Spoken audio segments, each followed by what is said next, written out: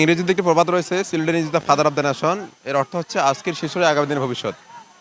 আমরা আজকে এসেছি নীলফামারী জেলার ঐতিহ্যবাহী শিক্ষা প্রতিষ্ঠান পাঙ্গা মহেশচন্দ্র লাল উচ্চ বিদ্যালয়। এখানে এসেছি 2025 শিক্ষার্থীদের বিদায় অনুষ্ঠান, ষষ্ঠ শ্রেণীর শিক্ষার্থীদের নবীন বরণ এবং সপ্তম থেকে দশম শ্রেণীর শিক্ষার্থীদের কৃতি শিক্ষার্থীদের সংবর্ধনা প্রদান অনুষ্ঠান। আমরা এখানে লক্ষ্য করছি যে এখানে শত শত ছেলে মেয়ে আজকে এই অনুষ্ঠানে যোগদান হয়েছে। আমরা জানি একবিংশ শতাব্দীর শিক্ষা সবচেয়ে বড় চ্যালেঞ্জ।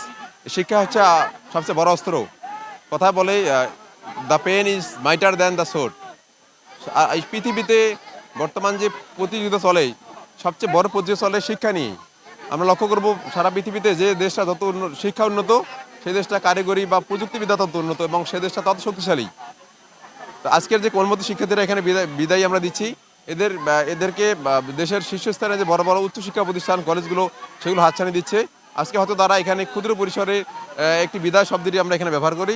এটি তাদের আসলে প্রকৃত বিদায় নয়, এটি উচ্চশিক্ষার তাদের যে হাতে খড়ি হবে সেটি একটি অংশগ্রহণ মাত্র।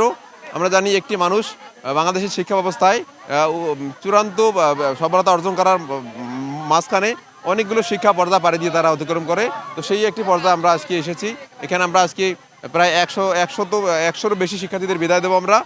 এদের বিদায়ের মধ্য দিয়ে আমরা এদের নানান অভিব্যক্তির কথা শুনলাম। তারা যেটা বললো যে দীর্ঘ 5 বছর তারা এখানে পড়াশোনা করেছে, তারা অনেকে অশ্রুসিক্ত নয়নে তারা এখানে কথা বলেছে। আমরা বলার চেষ্টা করেছিলাম যে বিদায়টি আসলে চিরস্থায়ী বিদায় নয়, এটা সাময়িক বিদায়।